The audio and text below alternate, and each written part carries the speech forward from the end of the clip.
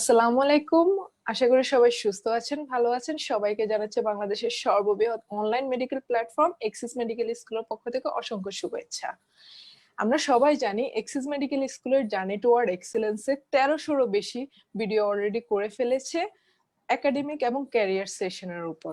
তারই ধারাবাহিকতায় আজকে আমি আরো নতুন একটি সেশন সংযোজন করতে চলে এলাম, যেখানে আমরা ডিসকাশন করব হার্ট ফেইলিওর নিয়ে। আমি হোস্ট হিসেবে আছি জান্নাতুল ফেরদৌস কল্পনা, Shahabuddin medical college, session 15-16।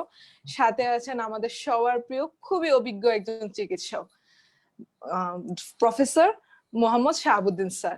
Sir কর্মরত আছেন professor and head of the department of the cardiology ডিপার্টমেন্টে আছেন, অ্যান্ড কর্মরত আছেন Sylhet MAG Osmani medical college and হসপিটালে। স্যার থেকে জানবো আমরা অনেক কিছু আজকে হার্ট ফেইলিওর নিয়ে। আরো বলে রাখলাম, আপনারা যারা যে কেউ এই টপিক নিয়ে যে কোনো কোশ্চেন করতে পারেন সরাসরি কমেন্ট করার মাধ্যমে। স্যার অবশ্যই ব্যাখ্যা করবেন ইনশাআল্লাহ। চলুন আর কথা না বাড়িয়ে স্যারের কাছে চলে যাওয়া যাক। আসসালামু আলাইকুম স্যার, কেমন আছেন? ওয়ালাইকুম আসসালাম। জি, আমি ভালো আছি। আমি ডাক্তার মোহাম্মদ শাহাবুদ্দিন। আমি অধ্যাপক ও বিভাগীয় প্রধান হিসাবে সিলেট এমএজি ওসমানী মেডিকেল কলেজে কর্মরত আছি 2008 সাল থেকে। এর আগে আমি জাতীয় হৃদরোগ ইনস্টিটিউটে 1995 সাল থেকে 2008 সাল পর্যন্ত এখানে কর্মরত ছিলাম। এখন আমি ওসমানীতে আছি। তোমাদেরকে সকলকে ধন্যবাদ।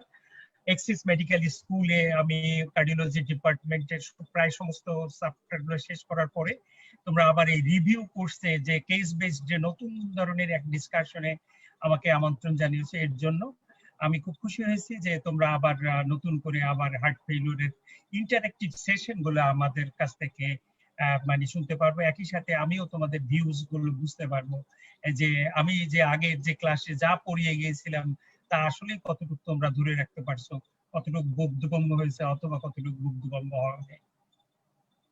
জি স্যার, ধন্যবাদ স্যার। আপনাকে অসংখ্য ধন্যবাদ, আপনি আমাদের সময় দিচ্ছেন। আপনাদের অভিজ্ঞতা অ্যাকচুয়ালি আমাদের জন্য এখন শিক্ষা। আপনাদের প্রত্যেকটা অভিজ্ঞতা যে শেয়ার করছেন, বা আমরা কিভাবে আমরা নতুন প্রজন্ম কিভাবে চিকিৎসা এই বিদ্যাকে আরো বেশি আমরা এক্সপিরিয়েন্স ভাবে করতে পারবো, ওই জিনিসগুলো আপনাদের থেকে শুনবো। সেটা আপনি সময় দিচ্ছেন আমাদেরকে এভাবে, সেটার জন্য স্যার অসংখ্য ধন্যবাদ আপনাকে। স্যার, তাহলে আপনার অনুমতি নিয়ে আমরা আজকের টপিকে চলে যাই। অবশ্যই স্যার। জি স্যার। স্যার, তাহলে আমাদের ক্ষেত্রে যে মনে করেন যে 35 ইয়ার্স একটা ওমেন যদি 3 দিনের হিস্টরি আছে তার কফ কফ আর হচ্ছে শর্টনেস অফ ব্রেথ, এই ক্ষেত্রে আসলো পেশেন্টই, ওই ক্ষেত্রে আমরা হচ্ছে এক্সামিনেশনে পেলাম বাইলেটারাল বেজাল ক্রিপিটেশন, এই টাইপের কেসগুলোর ক্ষেত্রে আমরা কিভাবে আমাদের অ্যাপ্রোচ করা উচিত, বা কি কি সাইন সিনড্রোম চিন্তা করে আমাদের প্রফেশনাল ডায়াগনোসিসের দিকে যাওয়া উচিত, আপনি যদি একটু ব্যাখ্যা করতেন। খুব ধন্যবাদ তোমাকে। প্রথমেই মানে খুব কঠিন একটা কেস বেসড কন্ডিশন তুমি মানে অবতারণা করার জন্য। আর একটা 35 ইয়ার্স এর একজন সাবজেক্ট যে আমাদের কাছে শর্টনেস অফ ব্রেথ এবং কাপ নিয়ে প্রেজেন্ট করছে। তুমি এক্সামিনেশন ফাইন্ডিংসে বাইলেটারাল বেজাল ক্রিপস মানে আছে, এটা মানে আমাদের কাছে বলছো। এখন এইখানে মানে দ্বিতীয় আরেকটা সমস্যা তৈরি মানে আছে, সেটা হলো একটা কফ তৈরি করা আছে। এই পেশেন্টের কোনো ধরনের টেম্পারেচারের হিস্ট্রি নাই, অতএব কোনো ইনফেক্টিভ প্রসেস এর সাথে যে জড়িত না বা না থাকার সম্ভাবনা বেশি, এটা মানে বোঝা যায়। বাইলেটারাল বেজাল ক্রেপস এবং দিয়ে বোঝা যায় এটা একটা হার্ট ফেলিওরের সাইন, এবং শর্টনেস অফ ব্রেথ একটা হার্ট ফেলিওরের সিমটম। দুটো জিনিস আমরা এখান থেকে মানে ডিটেক্ট করতে পারি যে একটা সিমটম এবং একটা সাইন আছে, কিন্তু মানে ইটিওলজি আমরা এখান থেকে মানে বের করতে পারতেছি না, কারণ 35 বছরের বাড়ি। তাই এই যে এই দুইটা জিনিস দিয়ে সিমটম এবং সাইন দিয়ে আমরা মনে করতে পারি যে it may be a case of heart failure, যদি আমরা এর সাথে আন্ডারলাইন তার মানে কোজ গুলো পাই। 35 ইয়ার্সে আমাদের মানে মোস্ট লাইকলি যে কোজ গুলো হওয়ার কথা, সেই কোজ গুলোর ভিতরে তার স্ট্রাকচারাল ভালভুলার হার্ট ডিজিজ হওয়ার সম্ভাবনা থাকতে পারে। হাইপারটেনশন এবং আর্টারি ডিজিজের সম্ভাবনা যদিও থাকে, কিন্তু এর ক্ষেত্রে একটু কমে আনতে হবে। নেক্সট যে ইটিওলজি গুলো থাকবে সেগুলোর ভিতরে মানে এরিথমিয়া, কোন ধরনের অ্যারিথমিয়া তাও এই বয়সে কম থাকবে। টক্সিক মানে কোনো এজেন্ট অথবা কোনো ধরনের ড্রাগস এগুলা কাছাকাছি আসবে। এবং শেষের দিকে হলো যেটা most common cause coronary artery disease এবং হার্ট মানে হাইপারটেনশন, এগুলো এটার সাথে যদি আমরা হিস্ট্রি থেকে কোরিলেট করতে পারি এবং ইনভেস্টিগেশন যদি আমাদের ফেভার করে, যে ইনভেস্টিগেশনের ভিতরে ইসিজি এবং ইকোকার্ডিওগ্রাম এবং বিএনপি এগুলো যদি আমাদের ফেভার করে, তাহলে আমরা ডায়াগনোসিস করতে পারবো যে এটা একটা হার্ট ফেলিউরের কেস হিসাবে আছে। কিন্তু খুব একই সাথে আমাদের খুব ইম্পর্টেন্ট ডিফারেন্সিয়াল ডায়াগনোসিস আমাদের মনে রাখতে হবে, সেটা হইতেছে খুব কাছাকাছি হলো ব্রঙ্কিয়াল অ্যাজমা আছে শর্টনেস অফ ব্রেথের সাথে 35 ইয়ার্স এর এরকম 3 দিনের সাথে। এবং কিন্তু আরেকটা জিনিস আছে যে বাইলেটারাল বেজাল ক্রেবস যেটা থাকবে সেটা কিন্তু অ্যাজমার ক্ষেত্রে থাকবে না। অতএব যদি আমরা সিমটম সাইন একত্রে মিলাই তাহলে এটা হার্ট ফেলিউরের দিকে আসবে। কল্পনা। জি স্যার, ধন্যবাদ স্যার। স্যার এখন তাহলে হার্ট ফেলিউর যেহেতু আমাদের আজকের প্রধান টপিক, আমরা হার্ট ফেলিউর কোন কোন টাইপের presentation, usual presentation, unusual presentation গুলো যদি আপনি একটু বলতেন। ধন্যবাদ তার স্যার। আগে আমার মনে হয় যে আসলে হার্ট ফেলিউর বলতে আমরা কি বুঝি এটা যদি আমরা একটু আগে জি বুঝে স্যার। নেই তাহলে মনে হয় আমাদের জিনিসটা মনে হয় একটু ভালো হবে।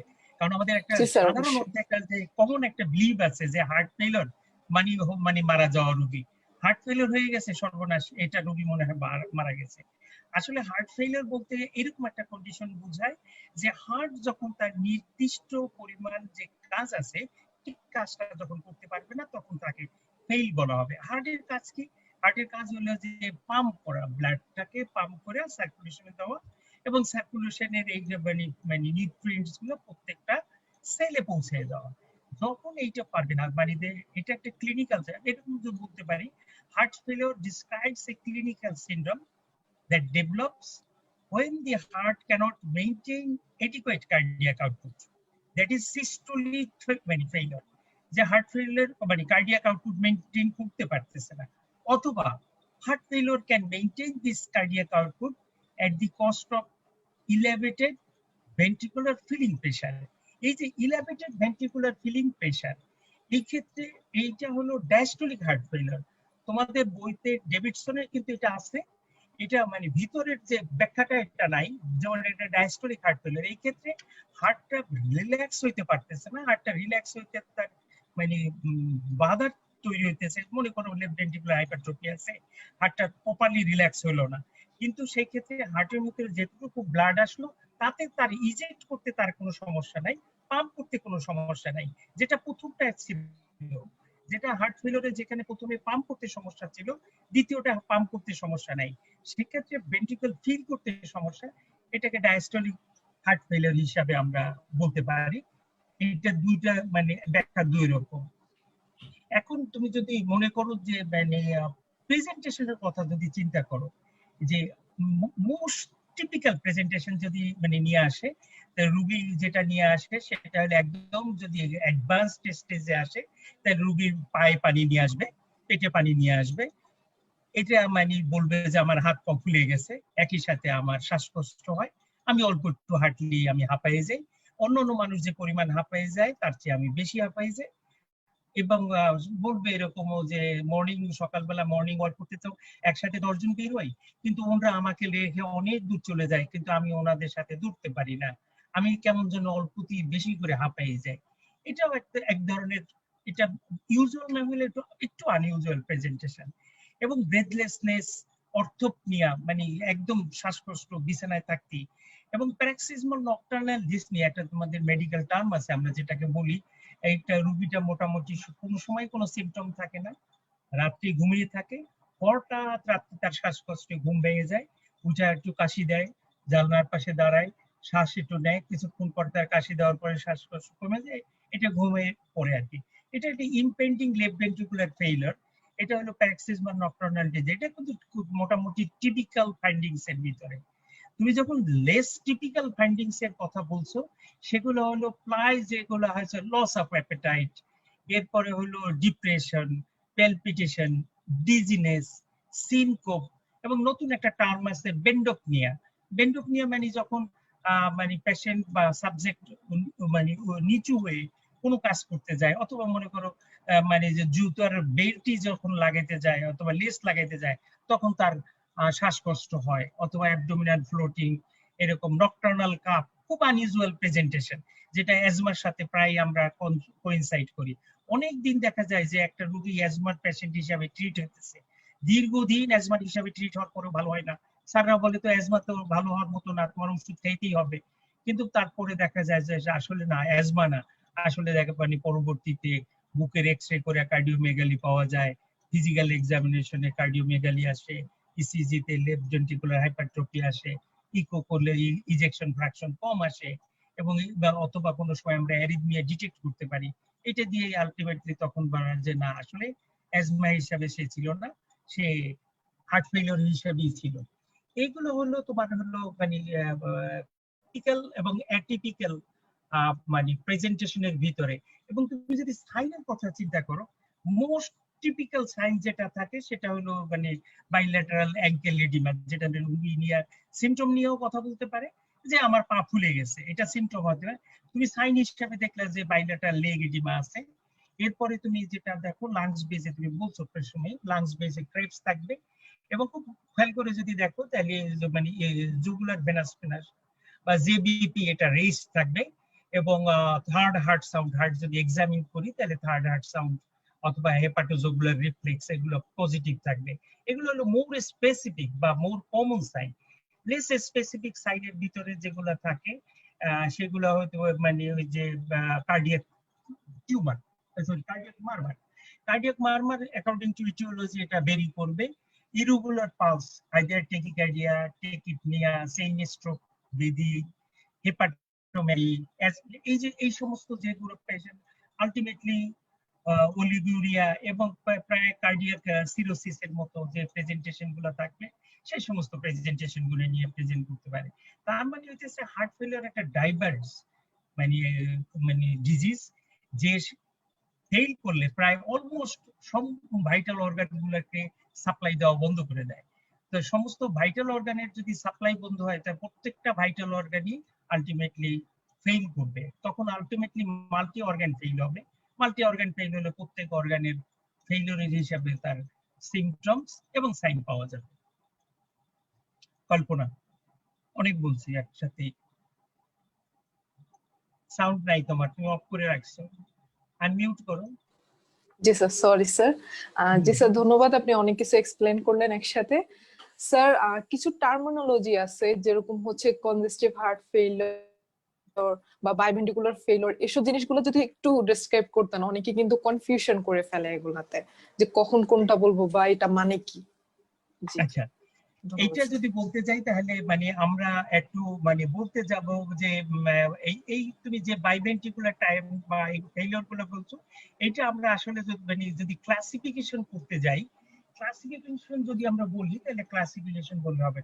তোমরা আন্ডার গ্রাজুয়েটে তোমরা মানে 9টা ক্লাসিফিকেশন আছে হার্ট ফেইলিওরের। তোমরা 9টা ক্লাসিফিকেশনে শুধু একটা ক্লাসিফিকেশন বলবা, সেটা হলো anatomical classification, either left heart failure, right heart failure or biventricular failure. Biventricular failure মানে যদি দুইটা ভেন্ট্রিকেল ফেইল করে একত্রে, লেফট এবং রাইট ভেন্ট্রিকেল যদি ফেইল করে। লেফট এবং রাইট ভেন্ট্রিকেল ফেইল করার কারণ মানে খুব বেশি একটা নাই। যদি করোনারি আর্টারি ডিজিজ একত্রে মানে ই করে ইনভলভ হয়, যেটা দুইটা ভেন্ট্রিকেলকেই ধরতে পারে, সেটার ক্ষেত্রে বাইভেন্ট্রিকুলার ফেইলিওর হবে। অথবা যদি কার্ডিওমায়োপ্যাথি ডেভেলপ করে, ইসকেমিক কার্ডিওমায়োপ্যাথি, তখন মানে দুই ভেন্ট্রিকেল ডেভেলপ করবে। অথবা যদি সিকোয়েন্সিয়াল হয়, প্রথম লেফট হার্ট ফেল করলো, লেফট হার্ট ফেল করা মানে লেফট হার্টের মানে মায়োকার্ডিয়াল ইনফার্কশন হলো বা কন্ট্রাক্ট করতে পারতেছে না সাফিসিয়েন্টলি, কার্ডিয়াক আউটপুট সাফিসিয়েন্ট হলো না, এর পিছনে ব্যাক প্রেসার হলো, ব্যাক প্রেসারে লেফট এট্রিয়াল প্রেসার বাড়লো, লেফট এট্রিয়াল প্রেসার থেকে পালমোনারি ভেইনে প্রেসার বাড়লো, সেখান থেকে পালমোনারি আর্টারিতে, এরপরে রাইট ভেন্ট্রিকেলে, এরপরে রাইট এট্রিয়ামে, এরপরে আলটিমেটলি সিস্টেমিক কনজেশন যে তৈরি হলো। এই যে left heart failure following by right heart failure, এইটাও বাইভেন্ট্রিকুলার ফেইলিওর। তো বাইভেন্ট্রিকুলার ফেইলিওর বলতে both right and left ventricular ফেইলিওরকে বোঝায়। এটার ম্যাক্সিমাম কজ হলো, কমন কজের মধ্যে হলো ইসকেমিক কার্ডিওমায়োপ্যাথি অথবা coronary artery disease or left heart মানে failure leads to right heart failure. এছাড়াও ইন্ডিভিজুয়ালি মানে যদি আমরা বাইভেন্ট্রিকুলার ফেলিওর না বলে যদি ইন্ডিভিজুয়ালি লেফট হার্ট এবং রাইট হার্ট ফেলিওর বলি সেটা আলাদা জিনিস। বাইভেন্ট্রিকুলার ফেলিওর বলতে এটাই বোঝায়। জি স্যার, ধন্যবাদ স্যার। স্যার এই ক্ষেত্রে তাহলে তো হচ্ছে বাইভেন্ট্রিকুলার ফেলিওর আর কনজেস্টিভ হার্ট ফেলিওর যে দুটোটা কি এক ক্যাটাগরিতে আমরা ফেলতে পারি, দুটো ডিফারেন্ট টোটালি? না, মানে কনজেস্টিভ হার্ট ফেলিওর মানে কনজেশন in any part of the vascular system along with failure. যখন কনজেশন না থাকবে তখন তুমি কনজেস্টিভ হার্ট ফেলিওর বলতে পারবে না। কনজেশন বলতে গেলে মানে কনজেস্টিভ হার্ট ফেলিওর বলতে গেলে কনজেশন থাকতে হবে। সে মানে বাইভেন্ট্রিকুলার ফেলিওর হতে পারে অথবা সিম্পল রাইট হার্ট ফেলিওর হতে পারে। তুমি চিন্তা করো লেফট হার্ট ফেলিওর হলো না, তোমার কনজেস্টিভ হার্ট ফেলিওর শুধুমাত্র এই দিক থেকে রাইট হার্ট ফেল করলো, either pulmonary hypertension, pulmonary stenosis, pulmonary embolism, যে কোনো ভাবে রাইট হার্টে সেখান থেকে রাইট ভেন্ট্রিকল রাইট এটিএম এখান থেকে কনজেশন, সিস্টেমিক কনজেশন হলো। সিস্টেমিক কনজেশন হলেই congestive heart failure, কনজেশন any part of the vascular system. G sir, ধন্যবাদ স্যার। স্যার তারপর হচ্ছে আমরা নেক্সট কি অ্যাপ্রোচ হবে আমাদের, যে আমরা তো ক্লিনিক্যাল প্রেজেন্টেশন গুলো পেলাম, এরপর এক্সামিনেশনও হলো আমাদের, এখন হচ্ছে আমরা কি কি ইনভেস্টিগেশন বা কনফার্ম করার জন্য আর কি কি করব স্যার? আচ্ছা, তোমার এই প্রশ্নের উত্তরের আগে আমার কাছে মনে হয় তোমাদের কনজেস্টিভ হার্ট ফেলিওর নিয়ে একটু কনফিউশন আছে। জি স্যার। তো আমি এই জন্য আবারও একটু ভালোভাবে বলতেছি। আসলে তোমরা যদি আমার মানে ক্লাসটা তোমরা যদি একটু রিভিউ করো, আমি আমার ক্লাসে আমি রাইট হার্ট ফেলিওর যখন বলছি এটাকে আমি ব্যাকওয়ার্ড ফেলিওর হিসেবে বলছি, এবং এই ব্যাকওয়ার্ড ফেলিওরের এখানে বলছি আমি যে congestive heart failure May describe acute or chronic heart failure with evidence of volume overload. This is the right মানে statement। এটা acute হইতে পারে, chronic heart failure হইতে পারে with evidence of volume overload। যতক্ষণে ভলিউম ওভারলোডের এভিডেন্স থাকবে না ততক্ষণে কনজেস্টিভ হার্ট ফেলিওর হবে না। আর right heart failure left heart failure তুমি এখান থেকে বাদ দিয়ে রেখে যেতেছো, সেই জন্য আমরা একটু বলি রাইট হার্ট ফেলিওরটা তোমাদের পরীক্ষার সময় যদি জিজ্ঞাসা করে রাইট হার্ট ফেলিওরের মানে কারণ কি, তুমি কি মানে left heart following right heart এটা না বলে আসলে আইসোলেটেড রাইট হার্ট ফেলিওরের কারণ স্যাররা জানতে চায়, সেই ক্ষেত্রে তুমি মোস্ট কমন যে কজটা সেটাই বলবা।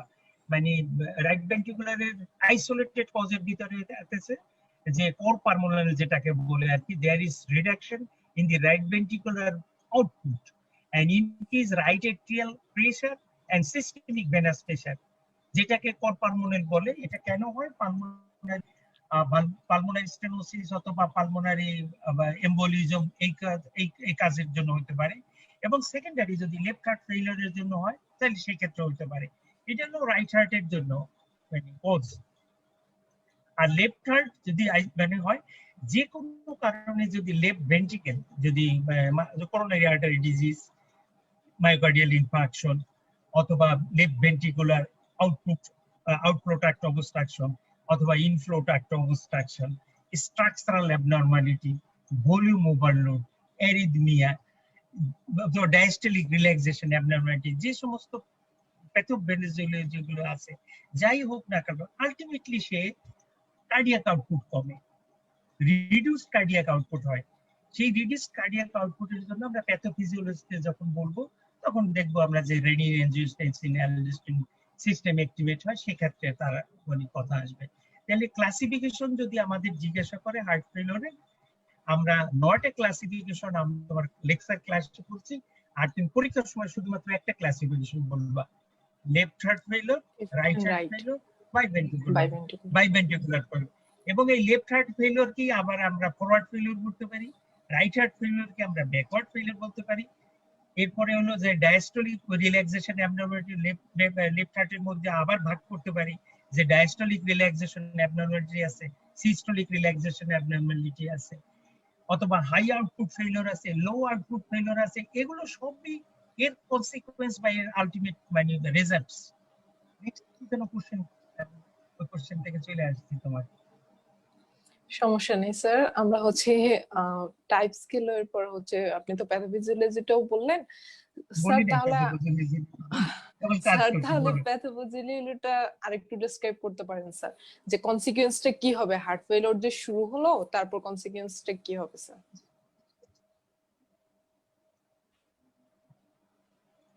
আচ্ছা, এটা মানে প্যাথোফিজিওলজি তুমি মানে পরীক্ষার সময় তো অত ডিটেইলস তুমি ডিসক্রাইব করতে তুমি পারবা না। প্যাথোফিজিওলজি ডিসক্রাইব করতে তোমার খুব সংক্ষেপে বলতে হবে, সংক্ষেপে বলতে হবে এবং নিজের কাছে সংক্ষেপে আগে বুঝতে হবে যে জিনিসটা কি।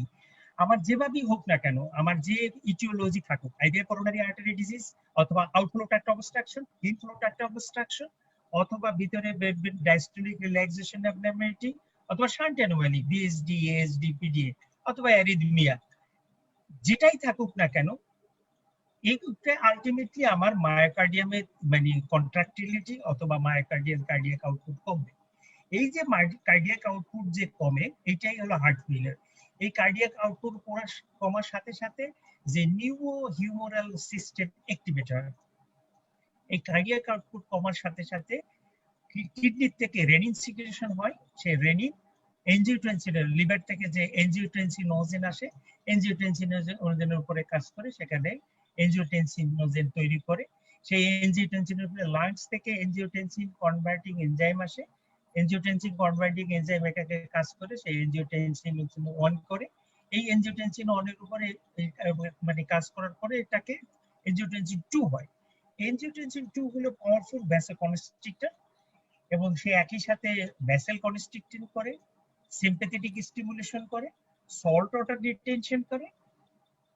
এইগুলো করে সে আলটিমেটলি একই সাথে সে প্রেসার বাড়ায়, কার্ডিয়াক আউটপুট বাড়ায় এবং আলটিমেটলি হার্ট ফেলিওরকে ইমপ্রুভ করে। এটা ইনিশিয়ালি মানে প্রথম দিকে করে, কিন্তু এটা একটা কম্পেনসেটরি মেকানিজম।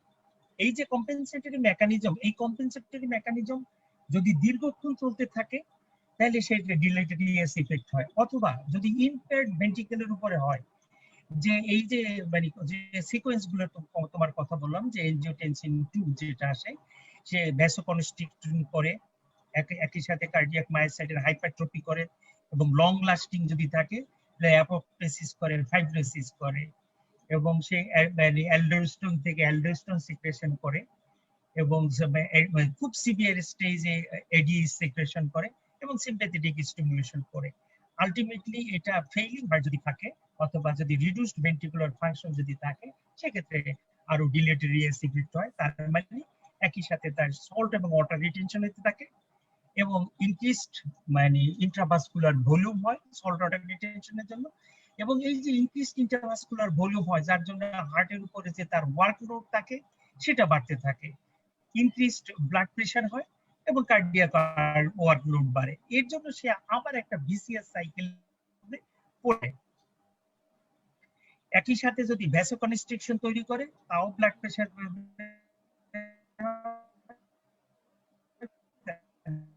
দুইটা জিনিস, একটা পেরিফেরাল ভ্যাসোকনস্ট্রিকশন হয়, একটা সল্ট ওয়াটার রিটেনশন, দুইটাই আলটিমেট প্রেসার বাড়ায়, আবার কার্ডিয়াক একটা ভিসিয়াস সাইকেলের ভিতরে তৈরি হয়। যতক্ষণ তো আমরা এই ভিসিয়াস সাইকেল না ভাঙতে পারবো, ততক্ষণ পর্যন্ত হার্ট ফেলিওরকে আমরা প্রিভেন্ট করতে পারবো না।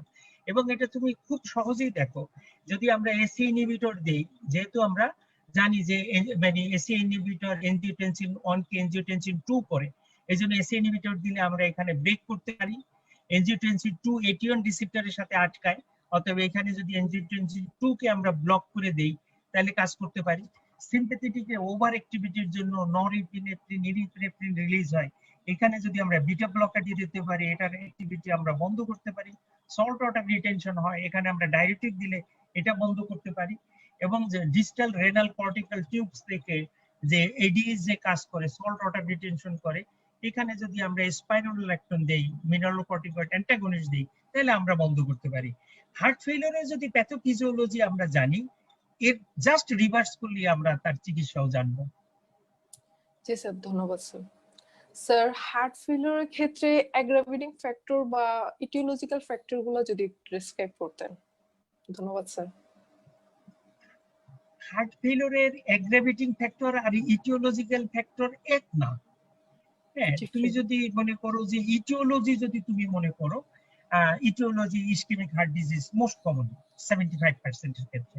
টক্সিনস, যে কোনো ধরনের টক্সিন, সেটা এন্ডোকার্ডিয়াল টক্সিন থেকে শুরু করে ড্রাগস অথবা কেমিক্যালস, এমনকি এখন করোনা ভাইরাস যে টক্সিন রিলিজ করে সেটাও।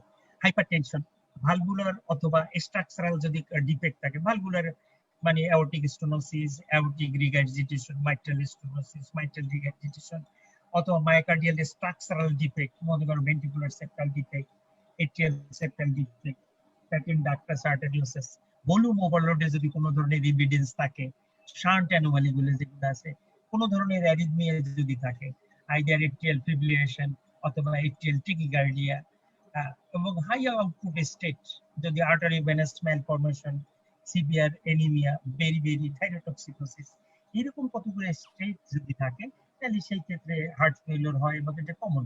লেস কমনের ভিতরে পেরিকার্ডিয়াল ডিজিজ, ইমিউন মিডিয়েটেড অথবা inflammatory disorder, infiltration, metabolic disorder, এইগুলো তোমার হলো ইটিওলজিক্যাল ফ্যাক্টর। এই ইটিওলজিক্যাল ফ্যাক্টরের উপরে তোমার অ্যাগ্রেভেটিং যে ফ্যাক্টর গুলা থাকবে, সেগুলো থাকবে ধরো মনে করো একটা ইনফেকশন অথবা একটা ইনফ্লামেশন অথবা একটা মানে এনভায়রনমেন্টাল ফ্যাক্টর, যে কোনো কারণে ওরি, অ্যাংজাইটি, টেনশন, এই ধরনের যদি গুলো থাকে, যে কারণে কার্ডিয়াক আউটপুট মানে কার্ডিয়াক ডিমান্ড বাড়বে, এরকম কতগুলা কারণের ক্ষেত্রে তোমার এইগুলো হবে। তাহলে অ্যাগ্রাভেটিং ফ্যাক্টর এবং ইটিওলজিক্যাল ফ্যাক্টরের ভিতরে একটু পার্থক্য আছে, যে এই অ্যাগ্রাভেটিং ফ্যাক্টর গুলা যদি না থাকে ইটিওলজির সাথে, তাহলে মিল অনেক সময় আমরা ইসকেমিক হার্ট ডিজিজ আছে, সে কিন্তু মানে অতটা তোমার হার্ট ফেলিওর করতে পারলো না, কিন্তু করোনারি আর্টারি ডিজিজ মানে হার্ট অ্যাটাক হওয়ার সাথে সাথে দেখা গেল যে মায়োকার্ডিয়ামে কতটা জায়গা ড্যামেজ হয়ে গেল, কার্ডিয়াক ফাংশন ডিটেরিওরেট করলো, সে সাডেনলি হার্ট ফেলিওর ডেভেলপ করলো। অথবা তুমি মনে করো যে মেকানিক্যাল কোনো কমপ্লিকেশন ডেভেলপ করলো, হার্ট ফেলিওরের সাথে ভালভ রিগার্জিটেশন হলো, অথবা ভালভটা ডিস্টর্টেড হয়ে চলে গেল, অথবা কোনো ধরনের সাডেন অ্যারিথমিয়া, যে এট্রিয়াল ফিব্রিলেশন অথবা ভেন্ট্রিকুলার ট্যাকিকার্ডিয়া, এইগুলো ডেভেলপ করলো, তখন মানে কার্ডিয়াক ফিলিং কমে গেল, লেফট ভেন্ট্রিকেলের ফিলিং কমে গেল ট্যাকিকার্ডিয়ার জন্য, অথবা ব্র্যাডিকার্ডিয়া হয়ে গেল, তার জন্য তার এডিকুয়েট ফিলিং কমলো, অথবা কোনো ধরনের স্ট্রাকচারাল অ্যাবনরমালিটিতে চলে, এই সমস্ত কন্ডিশনগুলো অ্যাগ্রাভেট করতে পারে হার্ট ফেলিওর। ধন্যবাদ স্যার। স্যার, একটা কোশ্চেন পেয়েছিলাম এখানে, যে কোন টাইপের ড্রাগের উইথড্রয়াল এফেক্ট হিসেবে কি হার্ট ফেলিওর হতে পারে, একজন কোশ্চেন করলো। ধন্যবাদ স্যার। ড্রাগের উইথড্রয়াল হিসেবে যে সিম্পল বিটা ব্লকারের যদি আপনি র্যাপিড উইথড্রয়াল করেন, তাহলে হার্ট ফেলিওর হয়ে যেতে পারে। এবং মানে বিটা ব্লকার গ্র্যাজুয়ালি উইথড্রয়াল করতে হয়। জি স্যার, ধন্যবাদ স্যার। তারপর হচ্ছে স্যার, আমরা তাহলে এবার ডায়াগনোসিসের জন্য ইনভেস্টিগেশন গুলো যদি বলতেন আপনি, যে কি কি ইনভেস্টিগেশন আছে, আমরা করব কোনটা সাজেশন। ধন্যবাদ স্যার। হ্যাঁ, ইনভেস্টিগেশনে আসলে মানে খুব বেশি কোনো ইনভেস্টিগেশনে এখানে হার্ট ফেলিওরের ডায়াগনোসিস করতে লাগে না। হার্ট ফেলিওর কিন্তু মোটামুটি ভাবে ক্লিনিক্যালি ডায়াগনোসিস করা যায়। পেশেন্টের সিম্পটম থাকবে, সাইন থাকবে, এবং কার্ডিয়াক একটা আন্ডারলাইং কার্ডিয়াক কোজ থাকবে। এইটা যদি থাকে তাহলে মোটামুটি ভাবে হার্ট ফেলিওর আমরা সাসপেক্ট করতে পারি।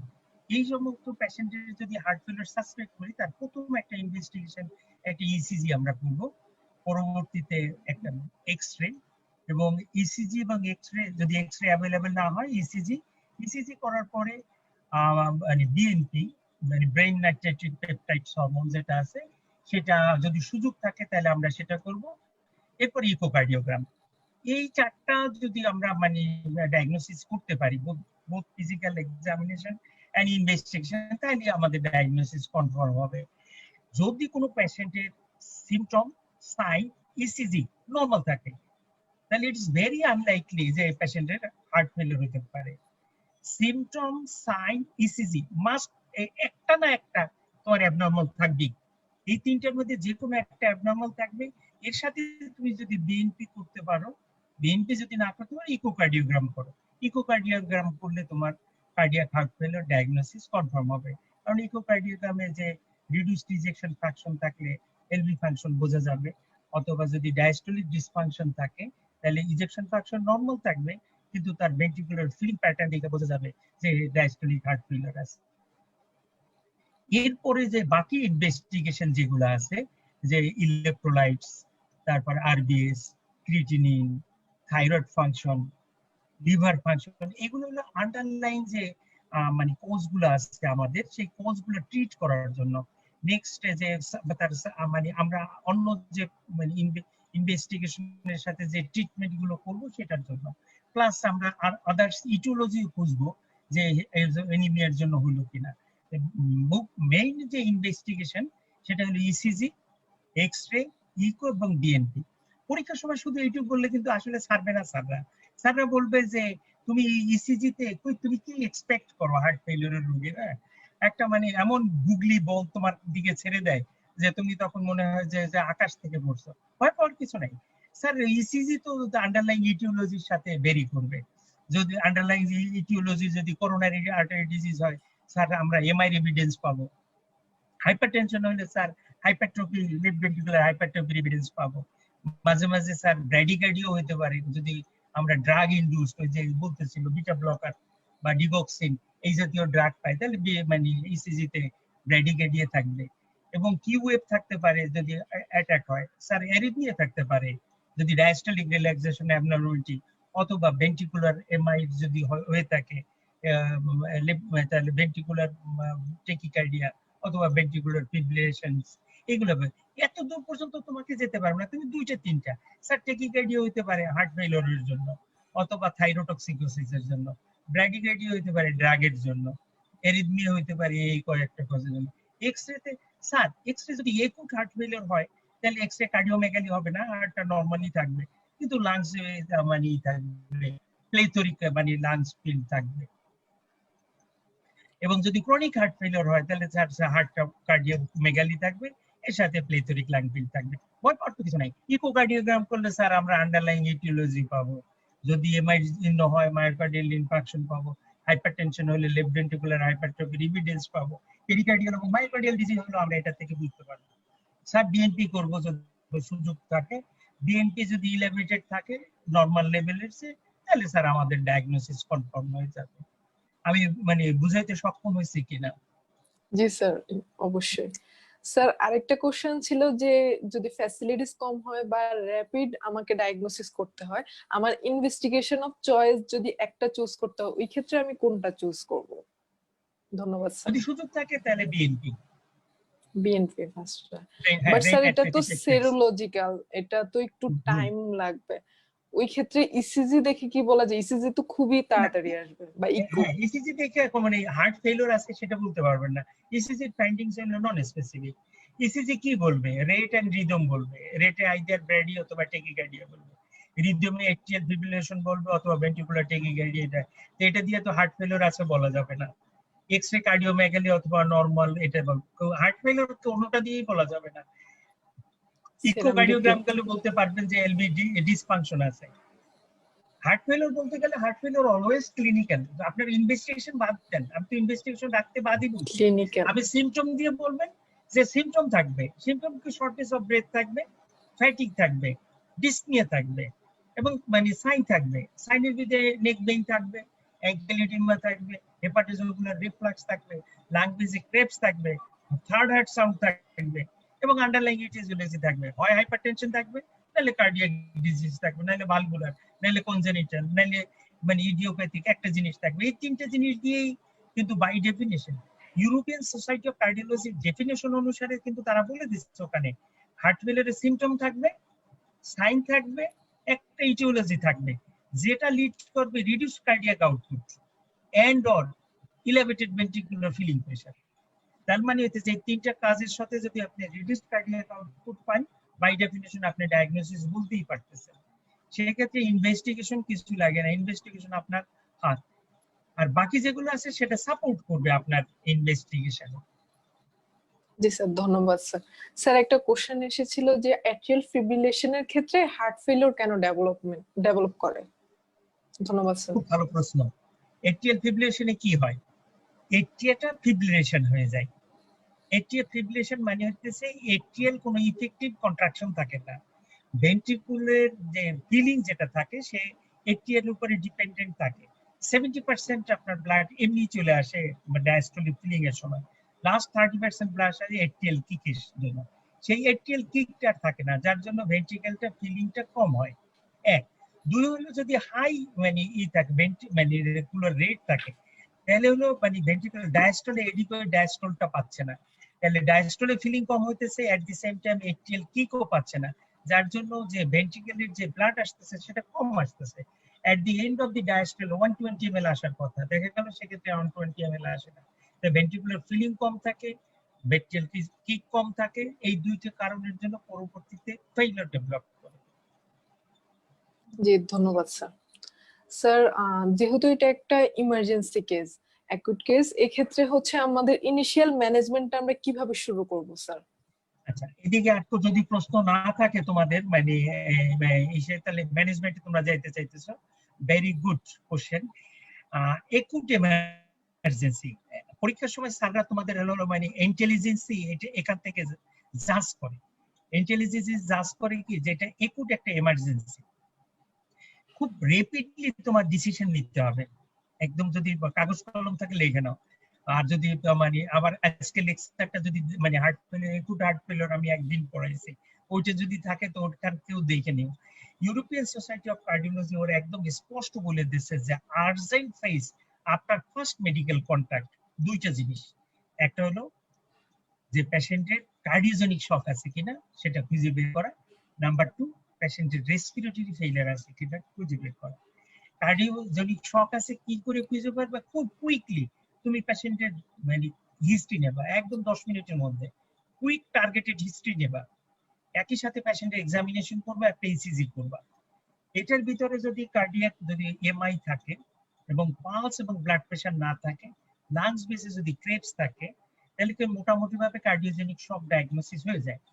বিপি নাই এবং লাংস বেসে ক্রেপস এবং পালস কোল্ড এন্ড ক্লামি, তাহলে যে sign of tissue hypoperfusion, hypotension, lung basic creps এবং এট দি সেম টাইম তার কার্ডিয়াক একটা কজ, এটা থাকলে কার্ডিওজেনিক শকে চলে যায়। এই ক্ষেত্রে তাহলে তার ট্রিটমেন্ট হবে কার্ডিওজেনিক শক, তার মেকানিক্যাল মানে সাপোর্ট দিতে হবে, ফার্মাকোলজিক্যাল সাপোর্ট দিতে হবে, আইনোট্রপিক এজেন্ট শুরু করতে হবে along with specific treatment of the underlying etiology. 2 minute পরেই বলতেছি। নেক্সট হলো যদি এটা না থাকে, যদি বিপি ভালো থাকে, পালস ভালো থাকে, তারপর যদি তার রেসপিরেটরি ডিস্ট্রেস আছে সেটা, তাহলে আমার রেসপিরেটরি ফেলিয়ার আছে কিনা সেটা দেখতে হবে। সেক্ষেত্রে অক্সিজেন স্যাচুরেশন তার কত, অক্সিজেন রেট তার কত, পালস এবং ব্লাড প্রেশার কত। দেখা গেল পালস আছে ভালো, ব্লাড প্রেশার ভালো, কার্ডিয়াক ইটিওলজি নাই, অক্সিজেন স্যাচুরেশন আমি 90 নিচে চলে গেছে, 85 বা এর নিচে আসছে, হাইকার ক্যাপনি হয়ে যেতেছে, টেকিপনি হয়ে যেতেছে, আমি কোনো ক্রমেই নন ইনভেসিভ প্রসিডিউরে আমি আর তার স্যাচুরেশন মেইনটেইন করতে পারতেছি না, তাহলে এটা আলটিমেটলি রেসপিরেটরি ফেলিওরের দিকে চলে যেতেছে। এই পেশেন্টকে মেকানিক্যাল ভেন্টিলেশন সাপোর্ট দিতে হতে পারে, প্রথমে অক্সিজেন দেব, তারপরে নন ইনভেসিভ যে প্রসিডিউর গুলো আছে সেটা দেব, দরকার হলে বাইপাইপ দেব, বাইপাইপে যদি না হয় তাহলে মেকানিক্যাল ভেন্টিলেশন দেব। তোমার আর্জেন্ট ফেজের মধ্যে তোমার কাজ করতে হবে দুইটা, কার্ডিওজেনিক শক, রেসপিরেটরি শক। এরপরে যে ফেজ আছে এটা সেটা হলো ইমিডিয়েট ফেজ বলে এটাকে। ইমিডিয়েট ফেজ হলো 1 থেকে 2 ঘন্টা, 1 থেকে 2 ঘন্টার মধ্যে তোমার হলো ইটিওলজি তোমার খুঁজে বের করতে হবে। ইটিওলজি খুঁজে বের করার জন্য তোমার একটা চ্যাম্প যদি মনে রাখতে পারো কোনো ক্রমে, তাহলে তোমার জন্য সহজ।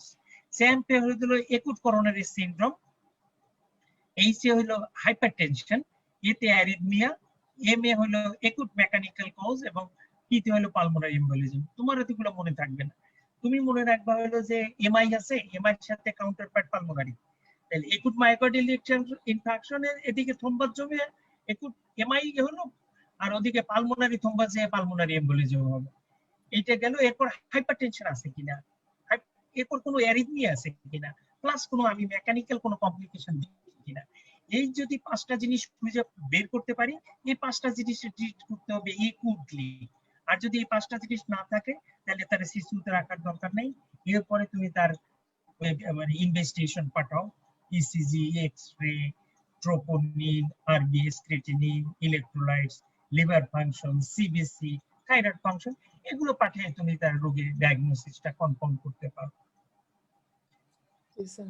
এবং ধন্যবাদ মানে স্যার। তোমার মেজার্স যেটা থাকবে সেটা মেজার্স থাকবে হলো যে ফার্স্ট তোমার হলো যে অক্সিজেনের যেটা থাকবে সেই অক্সিজেনটা তুমি রিস্টোর করবা, যে অক্সিজেনটা আমি একটা এডিকুয়েট মানে 90-র উপরে যেন আমি অক্সিজেন মেনটেন করতে পারি। সেকেন্ড টার্গেট থাকবে হলো হেমোডাইনামিক্যালি পেশেন্টের যেন আমি অর্গানটা পারফিউশন করতে পারি, ব্লাড প্রেশার যেন কম না থাকে। 3 নম্বর টার্গেট থাকবে হলো সিমটম যেন আমি তার রিলিভ করতে পারি।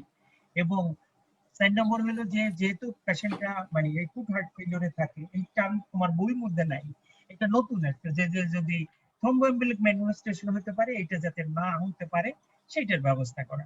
তুমি যদি থ্রম্বোএম্বলিক ম্যানিফেস্টেশন নাও বলতে পারো, স্যাররা তোমার কিছু বলবে না, কারণ এটা তোমার বইয়ের মধ্যে নাই। কিন্তু তোমার 3টে জিনিস বলতেই হবে, তোমার সিমটম ইমপ্রুভ করতে হবে, অক্সিজেন মেনটেন করতে হবে, এবং ব্লাড প্রেশার মেনটেন করে তোমার পারফিউশন মেনটেন করতে হবে। এইগুলো করতে যেয়ে তোমার যে সমস্ত চিকিৎসা দিতে হবে সেই চিকিৎসার ভিতরে তোমার প্রথমে করতে হবে ফার্স্ট তোমার পেশেন্টকে প্রপটাপ পজিশনে তোমার নিয়ে আসতে হবে। পেশেন্টকে তুমি যদি প্রপটাপ পজিশনে নিয়ে আসতে পারো এবং অক্সিজেন দিতে পারো, তাহলে পেশেন্টটা অনেকটাই তোমার রিলিফ হবে এই ইসের থেকে, ঝামেলার থেকে। তারপরে হলো হাই ফ্লো তুমি অক্সিজেন দিবা, দরকার হলে তোমার মেকানিক্যাল ভেন্টিলেশনে দিবা। এরপরে হলো ব্লাড প্রেশারের তুমি মাপবা, যদি ব্লাড প্রেশার কম থাকে আইনোট্রপিক সাপোর্ট দিবা, ব্লাড প্রেশার যদি ভালো থাকে তাহলে তুমি ফ্লুসেমাইড আইভি দিবা, bolus dose followed by loading dose, sorry মানে লোডিং ডোজ দিয়ে তুমি তাকে মানে মেইনটেনেন্স ডোজ দিবা, এবং মানে নাইট্রেটস আইভি দিতে পারো। এবং যদি এই সমস্ত দেওয়ার পরেও তার মানে না কমে তখন মরফিন দেওয়া যাবে। এবং মরফিন দেওয়ার পরে যদি কাজ না হয় তাহলে সেক্ষেত্রে ইন্ট্রাঅ্যাওর্টিক বেলুন পাম্প দিয়ে তার পরবর্তীতে কার্ডিয়াক মানে এনজিওগ্রাম করার জন্য রোগীকে পাঠাইতে হবে। একুট হার্ট ফেলিওরে স্যাররা মাঝে মাঝে জিজ্ঞাসা করে যে ডিগক্সিনের রোল আছে কিনা, বিটা ব্লকারের রোল আছে কিনা, এবং ইসের রোল আছে কিনা। এইটা তোমার পরীক্ষার সময় কোশ্চেন জিজ্ঞাসা করে, এটা আমরা বলে দিতেছি তোমাকে।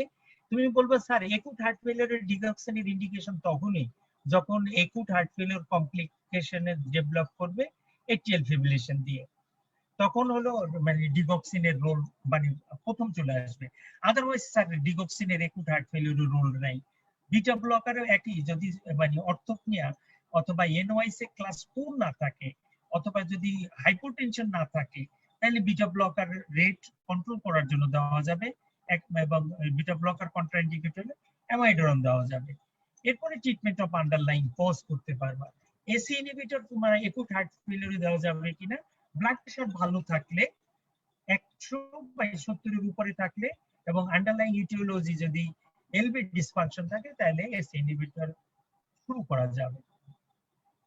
এটা হলো একুট হার্ট ফেলিওরের চিকিৎসার জন্য। খুবই বিভ্রান্তিকর অবস্থার মধ্যে তোমাদের ফেলে ডিগক্সিন বিটা ব্লকার নিয়ে। কল্পনা আছো কি নাই?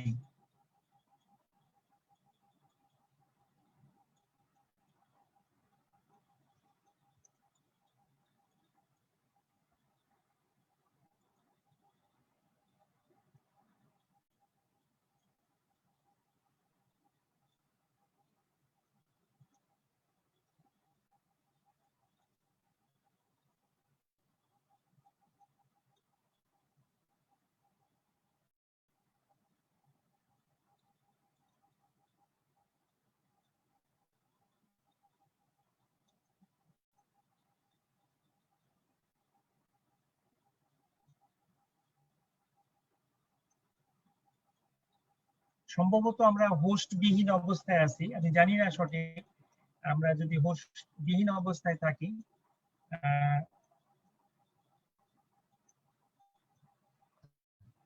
কেউ যদি মানে কমেন্ট করতে পারেন তাহলে এক্ষেত্রে আমি বুঝতে পারবো যে আসলে আমি হোস্ট বিহীন অবস্থায় আছি কিনা।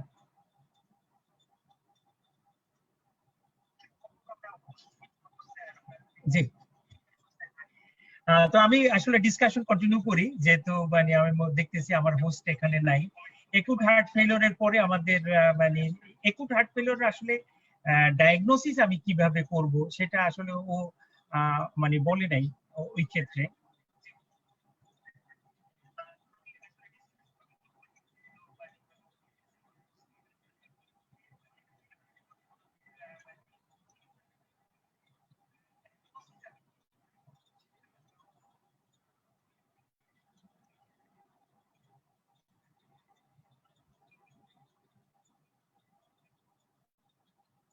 একুট হার্ট ফেলোর মানে একুটলি পেশেন্ট ডেভেলপ করবে। একুটলি পেশেন্ট ডেভেলপ করার মানে হইতেছে উইদিন মিনিটস টু আওয়ার্স এর ভিতরে একুট হার্ট ফেলোর ডেভেলপ করবে, এবং এরকম একটা মানে ক্রিটিক্যাল কন্ডিশন ডেভেলপ করবে, যে ক্রিটিক্যাল কন্ডিশনের মধ্যে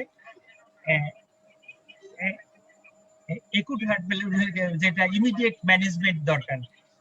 তখন আমরা মনে হয় যে মাঝখান থেকে মানে ডিটাচড হয়ে গেছিলাম। আমি কি ছিলাম জি লাইক? স্যার, জি স্যার, মেবি আমার নেটওয়ার্কে একটু প্রবলেম ছিল। হ্যাঁ, আমার মনে হয় আমি তোমার নেটওয়ার্কের প্রবলেম ছিল, আমি এখানে ফেসবুক থেকে এটা কারেক্ট করতেছি। আমরা আসলে একুট হার্ট ফেলিওর ম্যানেজমেন্ট আমরা এখানে ডিটেইলস আমরা বলে নিছি। এখন আমরা বলতেছিলাম যে আসলে একুট হার্ট ফেলিওর আমি কিভাবে ডায়াগনোসিস করব। একুট হার্ট ফেলিওর ডায়াগনোসিস করতে গেলে সিম্পটমটা আমার ডেভেলপ হবে উইদিন মিনিটস টু আওয়ার্স, এবং এমন একটা ক্রিটিক্যাল কন্ডিশন ডেভেলপ করবে যেটা ইমিডিয়েট ম্যানেজমেন্ট দরকার, ইমিডিয়েট ম্যানেজমেন্ট ডিমান্ড করবে সে, এরকম একটা কন্ডিশন হইলেই আমরা এই করতে পারবো। আমরা ইমিডিয়েট ম্যানেজমেন্টের ভিতরে একুট রেসপিরেটরি ফেলিওর এবং একুট কার্ডিওজেনিক শক ম্যানেজমেন্ট করার পরে acute heart failure, hypertension, arrhythmia, mechanical complication এবং পালমোনারি এমবোলিজম আছে কিনা এটা খুঁজে আমরা তারপর চিকিৎসা করব। নেক্সট তুমি কোশ্চেন করতে পারো, নয় তোমার যে কোশ্চেন আছে। জি স্যার, অ্যাকুট ম্যানেজমেন্টের পরে এই ক্ষেত্রে হচ্ছে আমরা যে স্পেসিফিক ম্যানেজমেন্ট তাহলে কি কি থাকবে অ্যাকর্ডিং টু কজ, যদি কয়েকটা বলতেন। আচ্ছা, একুট মানে স্পেসিফিক কজ মোস্ট কমন যেটা হলো একুট এমআই। একুট এমআই তে যে পেশেন্ট থাকে একুট এমআই ম্যানেজমেন্ট থাকবে, সেক্ষেত্রে anti manipulate analgesia, anti coagulant, তারপরে রিপারকিউশন থেরাপি এবং পেইন ম্যানেজমেন্ট, এই কটা থাকবে। অ্যান্টিপ্লেটলেটের ভিতরে aspirin loading dose 300 milligram along with clopidogrel অথবা ক্লাসিপ্রেল। এরপরে অ্যান্টিকোয়াগুলেন্টের ভিতরে enoxaparin, low molecular weight heparin থাকবে। মরফিন, পেইন রিলিফের জন্য মরফিন থাকবে, এবং অ্যান্টি অ্যানজাইনাল জন্য নাইট্রেটস থাকবে, সাবলিঙ্গুয়াল নাইট্রেটস, যেটা এক্ষেত্রে হার্ট ফেলিওর হিসাবে কাজ করবে, এবং প্রয়োজনীয় বিটা ব্লকার এবং অক্সিজেন, যদি অক্সিজেন স্যাচুরেশন 90 নিচে থাকে এই ক্ষেত্রে। এবং নেক্সট হলো রিপারকিউশন। রিপারকিউশন থেরাপি হলো যদি আমরা প্রাইমারি পিসিআই করতে পারি একুট এমআইয়ের ক্ষেত্রে, তাহলে আমরা 2 ঘন্টার মধ্যে প্রাইমারি পিসিআই এর জন্য পাঠাবো। প্রাইমারি পিসিআই বলতে যে এসটি এলিভেটেড এমআই রোগীকে থ্রোম্বোলাইটিক না দিয়ে যদি এনজিওগ্রাম করে রিং করানো যায় তাহলে সেটাকে হলো প্রাইমারি পিসিআই। যদি আমরা 2 ঘন্টার মধ্যে না করতে পারি তাহলে সেই ক্ষেত্রে আমরা তাকে থ্রোম্বোলাইটিক থেরাপি দিয়ে দেবো, যেটা আমরা টেনেক্টেপ্লিজ তার দিয়ে দেবো। আমরা এটা একুট এমআই যখন পড়াইছি আপনাদেরকে তখন আমরা এটা ডিটেইলস বলছি। নেক্সট হলো পালমোনারি এম্বোলিজম। পালমোনারি এম্বোলিজম এবং একুট এমআই চিকিৎসা একরকম, শুধুমাত্র মানে থ্রোম্বোলাইটিক বাদে। পালমোনারি এম্বোলিজমে যদি হেমোডাইনামিক কম্প্রোমাইজ থাকে, তার মানে হলো পালস এবং ব্লাড প্রেশার যদি না থাকে তাহলে শুধুমাত্র থ্রোম্বোলাইটিক ইন্ডিকেটর। আদারওয়াইজ যে চিকিৎসা আছে একুট এমআইতে পালমোনারি এম্বোলিজমে একই চিকিৎসা থাকে। এরপরে হাইপারটেনশন। হাইপারটেনশনে এরকম যদি থাকে এটা হাইপারটেনশন আর্জেন্সি বা এমার্জেন্সির মধ্যে পড়বে, যেহেতু হার্ট ফেলিওর ডেভেলপ করছে অর্থাৎ এটা হাইপারটেনশন এমার্জেন্সি হিসাবে পড়বে। হাইপারটেনশন এমার্জেন্সি হিসাবে পড়লে তার চিকিৎসা যে 25% ব্লাড প্রেশার কমাতে হবে আমাদের 1 ঘন্টায়, পরবর্তী 2 থেকে 6 ঘন্টার ভিতরে আমাদের ব্লাড প্রেশার কমাই নিয়ে আসতে হবে 160/100 এর মধ্যে। এরপরে 24 থেকে 48 ঘন্টার মধ্যে তার টার্গেট ব্লাড প্রেশারে নিয়ে আসতে হবে 140/90 এর নিচে, এবং যদি ওয়েল টলারেটেড হয় 130/80 এর নিচে। এরপরে অ্যারিথমিয়া স্পেসিফিক্যালি অ্যারিথমিয়া ট্রিটমেন্ট করতে হবে। যদি অ্যারিথমিয়ার সাথে কার্ডিওজেনিক শক থাকে তাহলে ডিসি কার্ডিওভার্সন করতে হবে। যদি শক না থাকে, যদি এসবিটি থাকে, এসবিটি তে মানে ম্যানুভার করতে হবে, ভালসালভার ম্যানুভার। যদি ফেল করে ড্রাগ ট্রিটমেন্ট, এডিনোসিন। আবার যদি ভেন্ট্রিকুলার ট্যাকিকার্ডিয়া হয়, পালস ব্লাড প্রেশার না থাকে, DC cardioversion. Pulse blood pressure থাকলে ড্রাগ, সেক্ষেত্রে অ্যামাইডোজেন। এবং যদি ভেন্ট্রিকুলার ফিব্রিলেশন থাকে একমাত্র চিকিৎসা ডিফিব্রিলেশন। তো এইটা প্রত্যেকটা আলাদা আলাদা ভাবে তার মানে ম্যানেজমেন্ট আলাদা ভাবে আসবে। জি স্যার, ধন্যবাদ স্যার। স্যার, একটা কোশ্চেন ছিল যে অ্যাকুইট হার্ট ফেলিওরের ক্ষেত্রে স্টেজটা কতদিন পর্যন্ত থাকে বা কিরকম থাকে স্টেজটা? জি স্যার। স্ট্রেসটা না স্টেজ, স্টেজ এটা বেশি সময় তো না তোমাকে, মানে আমি মানে বলছি যে এটা উইদিন মিনিটস টু আওয়ার্স, এবং এটা একটা একুট এমার্জেন্সি এবং যেটা ডিমান্ড করে ট্রিটমেন্ট, মানে দরকার তার ট্রিটমেন্টের। এক্ষেত্রে তোমার 2 ঘন্টার মধ্যে তোমাকে সমস্ত কিছু তার ম্যানেজমেন্ট মানে প্রোটোকল সব শেষ করে ফেলতে হবে। প্রয়োজনে তাকে তোমার মানে এনজিওগ্রামের জন্য পাঠাতে হবে। মানে বেশি সময় তুমি নিতে পারবে না, আওয়ার্স ডেজ নিতে পারবে না। সেটা তুমি ক্রনিক হার্ট ফেলিয়ারের ক্ষেত্রে নিতে পারবো, যেখানে তোমার সিমটম ডেভেলপ করবে উইদিন উইকস মান্থস আর মানে ডেজে, তখন তুমি ক্রনিক হার্ট ফেলিওর বলতে পারবা। কিন্তু একুট হার্ট ফেলিওর একুট মানে ম্যাক্সিমাম তোমার 60 থেকে 120 মিনিট পর্যন্ত তুমি টাইম পাবা ইমিডিয়েট ম্যানেজমেন্ট পর্যন্ত করার জন্য। এমার্জেন্সি ম্যানেজমেন্ট দুইটা, রেসপিরেটরি ফেলিওর, কার্ডিওজেনিক শক, এবং ইমিডিয়েট ম্যানেজমেন্ট 5টা, যেটা হলো acute MI, hypertension encephalopathy, hypertension urgency, pulmonary embolism, arrhythmia, এবং হলো মেকানিক্যাল কমপ্লিকেশনস। ধন্যবাদ স্যার। স্যার আরেকটা কোশ্চেন কনফিউশন ছিল। না, এটা কনফিউশন দূর হয়েছে কিনা, একুট হার্ট ফেলিয়ারে কিন্তু মানে 2 ঘন্টার পরে তুমি যদি মানে পেশেন্টের স্ট্যাবল না করতে পারো, পেশেন্ট খারাপ হয়ে যাবে, বরং 2 ঘন্টার আগেও খারাপ হয়ে যেতে পারে। জি স্যার, ধন্যবাদ স্যার। জি স্যার, ক্লিয়ার হয়েছে কনসেপশন। স্যার আরেকটা কোশ্চেন ছিল যে পেশেন্টকে ট্রিটমেন্ট দেওয়ার পরে কমপ্লিটলি রিভার্সিবল কিনা পেশেন্টটা, নাকি ইরিভার্সিবল হওয়ার জন্য কত ডিউরেশনের পরে, মানে কত ডিউরেশনের মধ্যে ট্রিটমেন্ট দিতে হবে তাহলে কমপ্লিটলি রিভার্সিবল, ওটা যদি একটু সোনার ডিবেটার, যত তাড়াতাড়ি তুমি ট্রিটমেন্ট শুরু করতে পারো তত ভালো।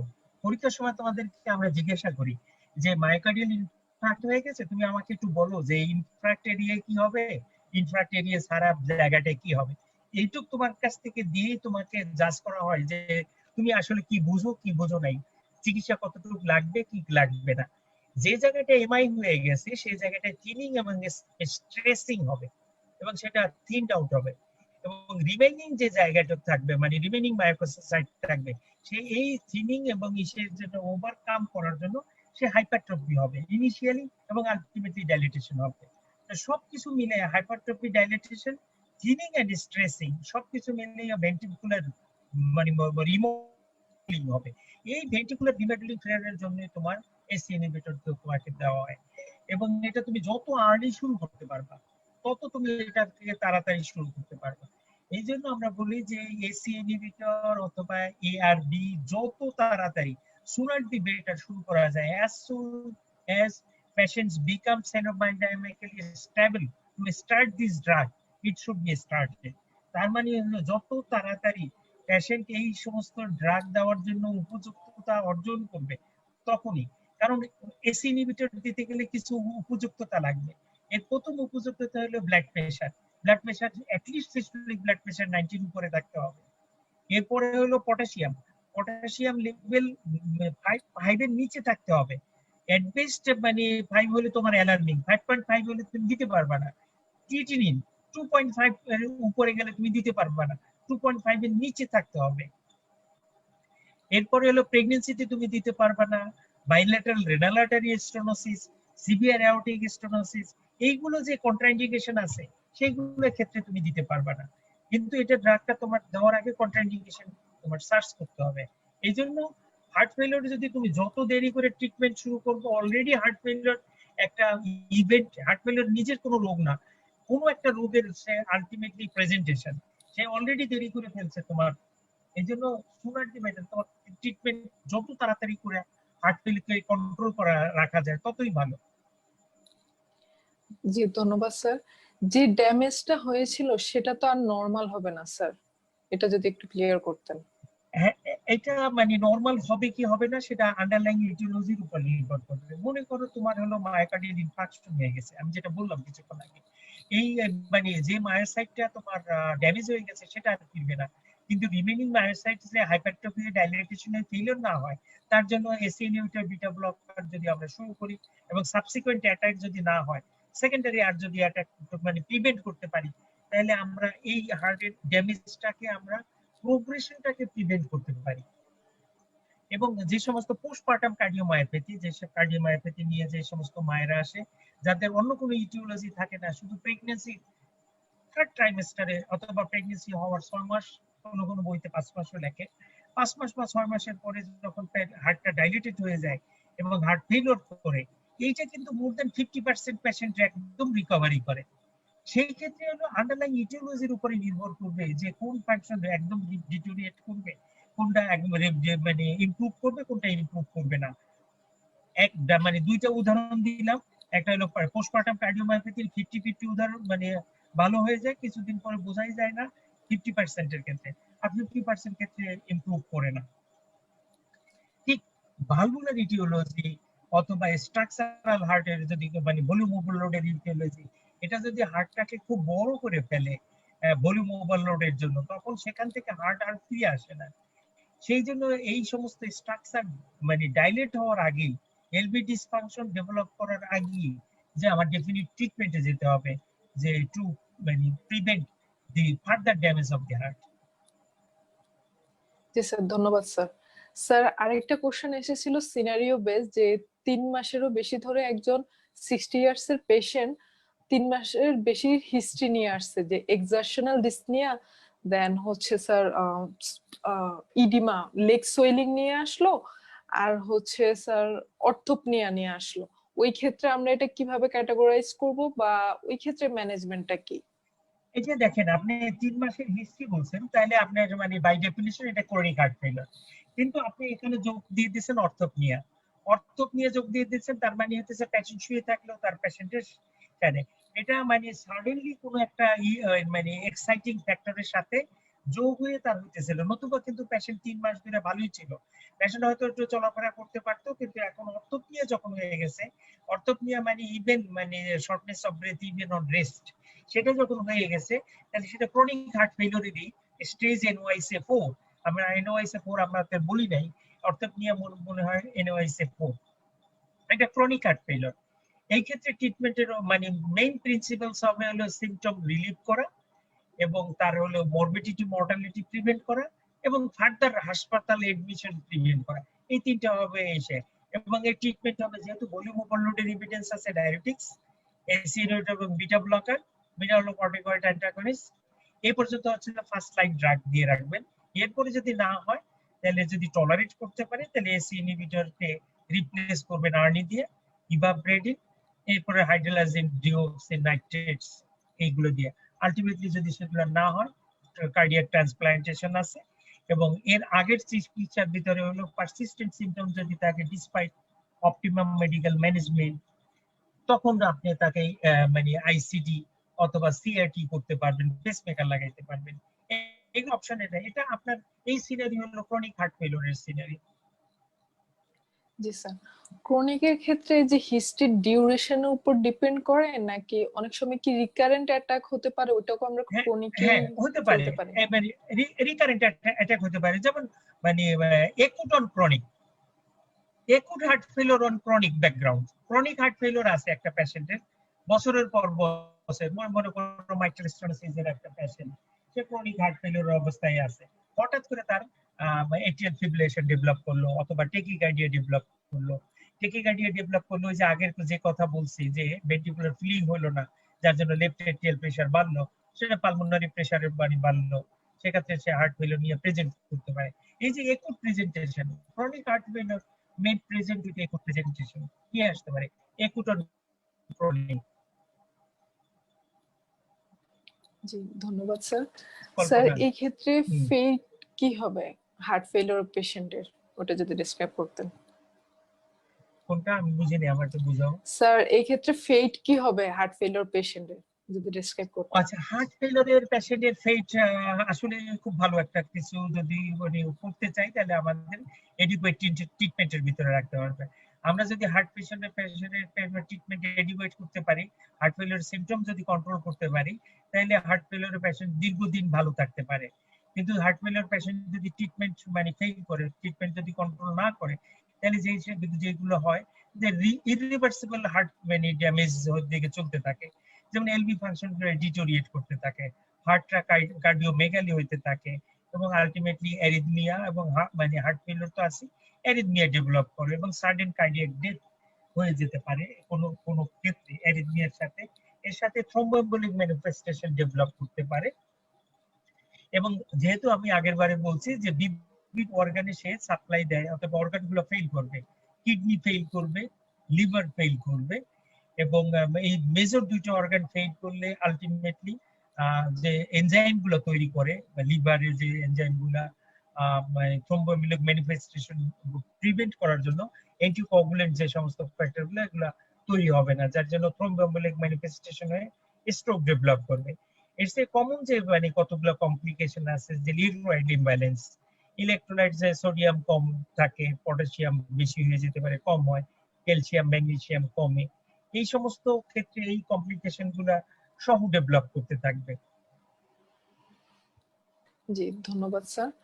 স্যার, এই ক্ষেত্রে আমরা হচ্ছে যে ট্রিটমেন্ট নিল বা অ্যাকুইট অ্যাটাক বা ক্রনিক অ্যাটাকের ক্ষেত্রে এটা রিকারেন্স যেন না হয়, এই জন্য পেশেন্টকে কিভাবে অ্যাডভাইস করব বা কি কি জিনিস কাউন্সিলিং করে বুঝিয়ে দেব, যদি এক্সপ্লেন করতেন।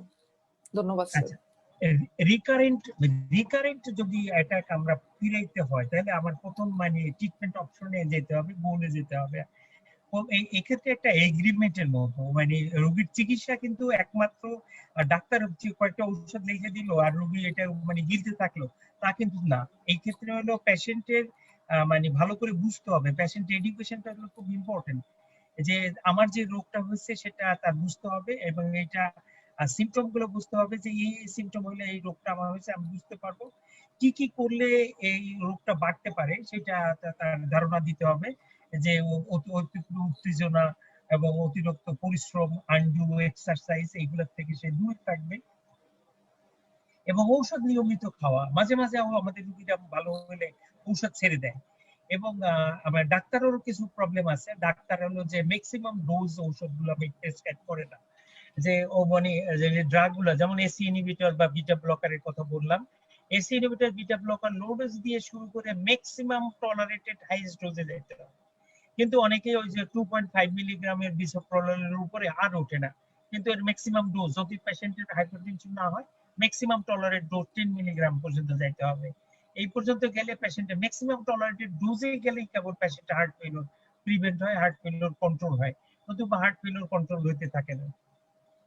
এটা আপটাইটেট করতে হবে, এবং কতগুলা মানে মানে factor aggravating, heart failure aggravating কিছু কিছু ড্রাগস আছে, যেমন non steroidal anti inflammatory drug, আর সল্ট, এর ভিতরে যে সল্ট আছে, এই সল্ট যদি বেশি করে খাইতে থাকে, তাহলে সেক্ষেত্রে হার্ট ফেলিওরের চিকিৎসা একদিকে হয়, আর একদিক থেকে হার্ট ফেলিওর অ্যাগ্রাভেট করতে থাকে। এবং যে নতুন মডার্ন যে ট্রিটমেন্ট গুলো আছে, পেশেন্ট একটা স্টেজে আসার পরে এসি ইনহিবিটর এবং বিটা ব্লকারে আর কাজ করতেছে না, তখন এই ড্রাগটাকে সুইচ করে নেট্রালাইসিন ইনহিবিটর আর্নি করে একটা নতুন একটা ড্রাগ আছে, যেটা হলো ভালসার্টেন এবং সাকুবিট্রালের কম্বিনেশন। সেটা লেটেস্ট ড্রাগ, যে ড্রাগটায় পেশেন্ট পারসিস্টেন্টলি সিম্পটোমেটিক থাকে despite optimum medical management with diabetics, AC inhibitor, beta blocker and mineralocorticoid antagonist। আমরা যে ফার্স্ট অপশনের যে ড্রাগগুলো দিই, এগুলো দেওয়ার পরে যখন পেশেন্ট সিম্পটোমেটিক থাকে, তখন তাকে ইভাব্রেড আর্নি দেওয়া যায়, এবং একই সাথে যদি তার হার্ট রেট 70 উপরে থাকে, ইনজেকশন ফ্র্যাকশন 30 নিচে থাকে, তাহলে ইভাব্রেডিন, এই নতুন যে ড্রাগগুলো আছে সেগুলো দেওয়া যায়। এইগুলো করলে আর রিকারেন্স গুলো হয় না, রিকারেন্স অথবা ট্রিটমেন্ট ফেইলিওর গুলা মোটামুটি ভাবে প্রিভেন্ট করা যায়। জি স্যার, ধন্যবাদ স্যার। আরেকটা কোশ্চেন ছিল যে heart failure with low ejection fraction, আরেকটা হচ্ছে heart failure with no change of ejection fraction, এই দুইটার মধ্যে ডিফারেন্স বা কিভাবে বোঝা যায় বা কোনো চেঞ্জেস আছে কিনা। হ্যাঁ, ওই যে তোমাকে আমি বলছিলাম কিন্তু লেফট ভেন্ট্রিকুলার ফেলিওর দুইটা বলছিলাম, আমরা বাই ডেফিনিশনে বলছিলাম। It's a clinical syndrome that develops when heart cannot maintain the adequate cardiac output. তার মানে হচ্ছে low cardiac output. That's systolic heart failure. Or it can maintain so at the cost of elevated ventricular filling pressure. এই যে elevated ventricular filling pressure, এইটা হলো diastolic dysfunction। এই ক্ষেত্রে হয় কি, এই ক্ষেত্রে লেফট ভেন্ট্রিকুলার কোনো সমস্যা থাকে না, রেড ভেন্ট্রিকুলার রিল্যাক্স হইতে পারে না। মনে করো যে হাইপারট্রফি আছে, হাইপারটেনশন আছে, হাইপারটেনশনের এগেইনস্টে কাজ করতেছে, তার হাইপারট্রফি হলো, হাইপারট্রফি হলে তো সে নরমাল তার স্ট্রাকচার সেটা আছে থাকে না, এটা ডাইলেট হয় না, যার জন্য সে কন্ট্রাক্ট করে, হাইপারট্রফি হয়েছে, তার ফোর্স অফ কন্ট্রাকশন ঠিকই আছে, 120 ml ব্লাড আসার কথা ডায়াস্টলে, সেখানে 100 ml ব্লাড আসছে, কিন্তু তার ফোর্স অফ কন্ট্রাকশন এত বেশি, সে ওইটা মানে কার্ডিয়াক আউটপুট আর কমই করতে দেয় না। 100 ml কে সে এত মানে ফোর্সে সিস্টেমে ইনজেকশন করে, যার জন্য ইনজেকশন ফ্র্যাকশনটা নরমাল থাকে। তাহলে আমরা দেখতেছি যে ও বাবা ইনজেকশন ফ্র্যাকশন নরমাল, তাহলে তো হার্টের কোনো সমস্যা নাই। কিন্তু এই ক্ষেত্রে যে তার ইলেভেটেড ফিলিং প্রেসার আছে, সেটা বোঝার জন্য ইকোকার্ডিওগ্রাফের কিছু মানে প্যারামিটার আছে, মানে লেফট ভেন্ট্রিকুল মানে ভেন্ট্রিকুলার ইনফ্লো প্যাটার্ন আছে, যেটা দিয়ে ইকো দিয়ে বোঝা, যেটা আন্ডার গ্রাজুয়েটে তোমরা বুঝবো না। ইডাস ই প্রাইম একটা রেশিও আছে, এই রেশিওটা যদি বেড়ে যায় তাহলে বোঝা যায় যে এখানে ফিলিং প্রেসারটা বেশি। ফিলিং প্রেসার এটুক বুঝো যে ফিলিং প্রেসার হলে লেফট ভেন্ট্রিকেল ফিল করার জন্য একটা প্রেসার থাকে, তার আগে বুঝো হলো সমস্ত সার্কুলেশনে কোনো যদি ব্লাড মুভ না করে তাহলে তার একটা প্রেসার থাকে, যেটা ভার্চুয়ালি মানুষের মাপা অসম্ভব। কারণ জীবিত মানুষের কোনো সময় সার্কুলেশনে স্ট্যাসিস থাকবে না। এটা রেড মানে অথবা অ্যানিমাল মডেলে দেখা গেছে এটা 7 মিলিমিটার অফ মার্কারির মতো। এইটার চেয়ে বেশি প্রেসার লাগবে লেফট এট্রিয়াম থেকে ব্লাডটা প্রেসার দিয়ে মানে লেফট ভেন্ট্রিকলে যাওয়ার জন্য। এই মানে যখন স্টিফ হয়ে যাবে তখন এই লেফট ভেন্ট্রিকলের ইলেভেটেড থাকবে প্রেসারটা, এই লেফট ভেন্ট্রিকুলার লেফট এট্রিয়াম এর প্রেসারটা বেশি থাকবে। এবং এটার ডিফারেন্স হলো শুধুমাত্র ইকোকার্ডিওগ্রাম দিয়ে বোঝা যাবে। ইকো করলে সিস্টোলিক ডিসফাংশন, লো কার্ডিয়াক আউটপুট যেখানে থাকবে, সেখানে ইজেকশন ফ্র্যাকশন সাধারণত 45 এর নিচে থাকবে। আর যেক্ষেত্রে কার্ডিয়াক আউটপুট নরমাল থাকবে কিন্তু ডায়াস্টোলিক ডিসফাংশন থাকবে, ইলেভেটেড ভেন্ট্রিকুলার ফিলিং প্রেসার থাকবে, সেই ক্ষেত্রে তোমার মানে কার্ডিয়াক আউটপুট নরমাল থাকবে, কিন্তু ওই যে মানে প্যারামিটার গুলা ই ড্যাশ ই প্রাইম রেশিও এগুলা বেশি থাকবে। তার মানে আমি ইকোকার্ডিওগ্রাফিক এভিডেন্স পাবো মানে হাই ফিলিং প্রেসারে। আমি বুঝাইতে পারছি কিনা? আন্ডার গ্রাজুয়েটে এর চেয়ে বেশি বোঝানোর দরকার নাই, তোমরা এটুকুই জি বুঝো স্যার। যে একটা ক্ষেত্রে ডায়াস্টলিক রিল্যাক্সেশন অ্যাবনর্মালিটির ক্ষেত্রে আমার মেডিসিনের প্রফেসর আমার একদিন ধরছে যে আমার এটা না বুঝে তুমি আজকে আর এখান থেকে নড়তেই পারবে না। আমি স্যারে বলছি স্যার আপনার বেশি বোঝার দরকার নেই, আপনি বুঝেন একটা রিজেকশন ফ্র্যাকশন ভালো আছে, একটা রিজেকশন ফ্র্যাকশন কম আছে, একটা ইকো ছাড়া বোঝা যাবে না। আর ওইটাই মানে ইজেকশন ফ্র্যাকশন যেটা আছে সেটা সবাই বুঝবে যে ইকোতে ইজেকশন ফ্র্যাকশন কম আছে, কিন্তু এটার ই ড্যাশ ই প্রাইম রেশিও সবাই বুঝবে না, কার্ডিওলজিস্ট তারা বুঝবে না। তাই বোঝার পরে স্যার ছাড়িয়ে দিচ্ছে আমাকে। বলবো জি তারপরে স্যার। এখন স্যার আপাতত আর তো কোশ্চেন নেই, অলমোস্ট এই টপিকের সবকিছুই আলোচনা হয়ে গেছে। আমরা এখন শেষ প্রান্তের দিকে, আপনি যদি তাহলে কিছু বলে শেষ করতে চান স্যার। আমরা আমার মানে বলার মধ্যে আছে, তুমি আসলে আমাকে ক্রনিক হার্ট ফেলিওরের ম্যানেজমেন্ট জিজ্ঞাসাই করো নাই। এখন আমি যতদূর পারছি আমি বলে দিচ্ছি।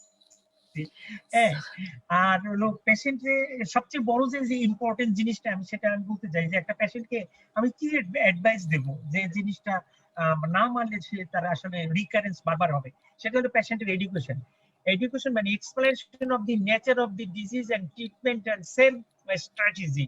যে আপনার একটু শ্বাসকষ্ট বাড়লো, আমি যেন একটু ডায়ুরেটিক্স বাড়াইতে পারি, যে শ্বাসকষ্ট এরকম হলে আমি একটা যেন সাবলিঙ্গুয়াল স্প্রে বা জিটিএন স্প্রে যেন আমি দিতে পারি, এরকম যেন তো আমার একটা স্পেস তৈরি হয়।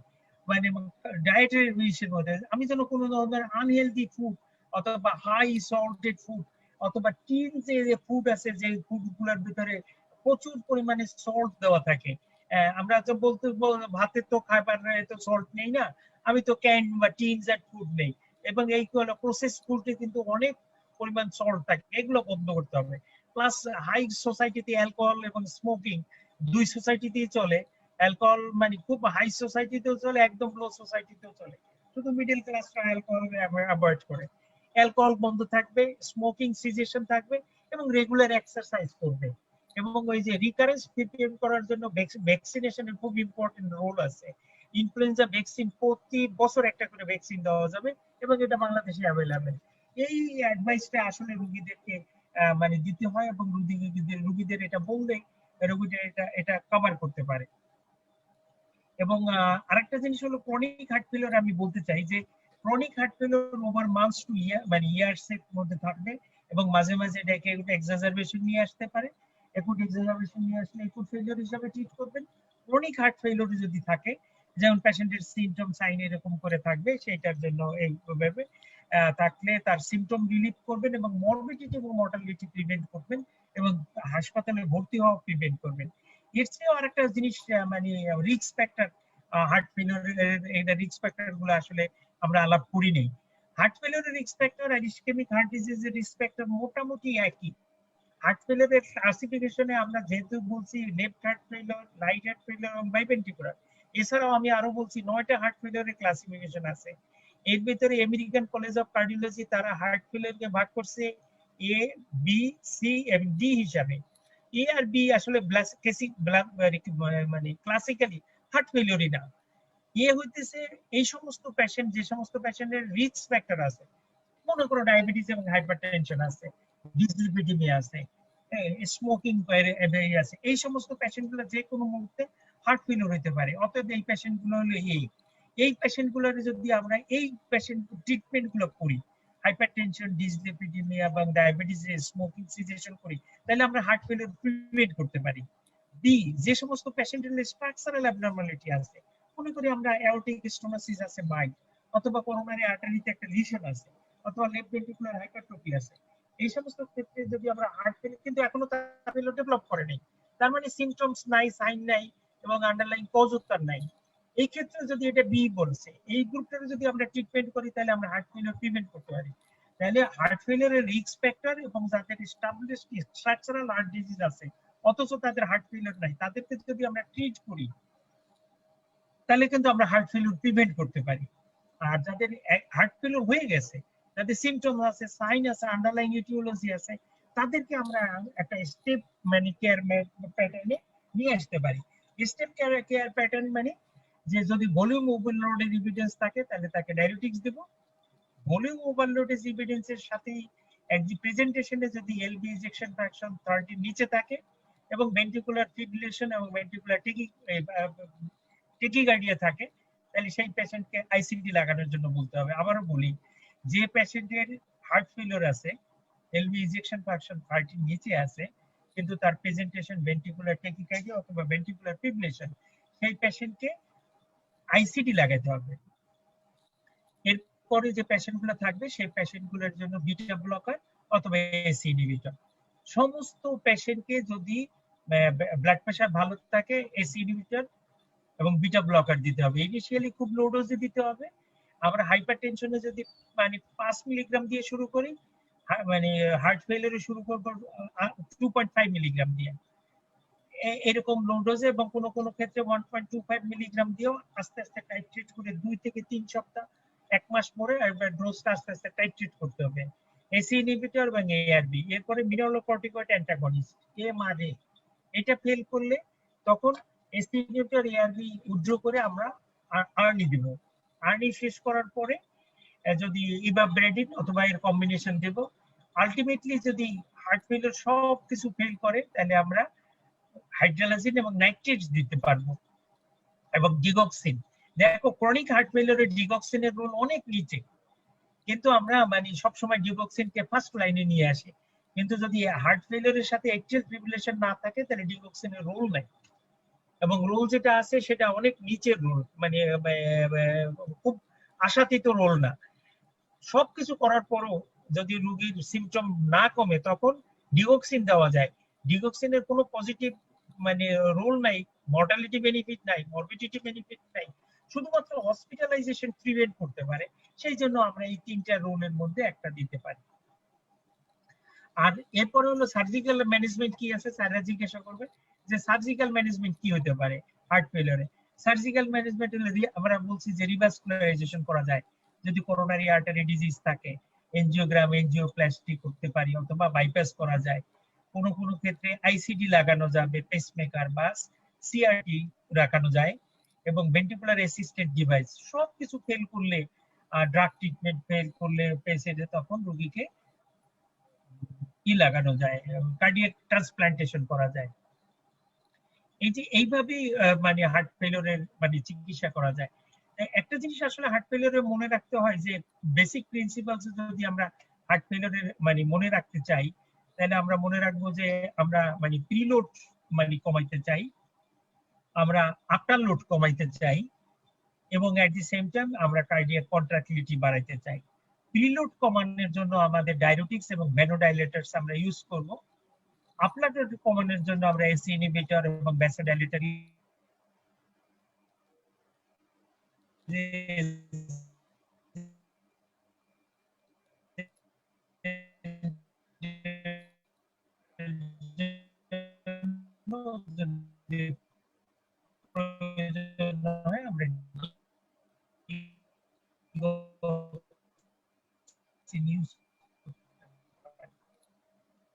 প্যাথোফিজিওলজিটার সাথেই আমি বলে দিচ্ছি যে কেন, কখন, কিভাবে ইউজ করা হয়।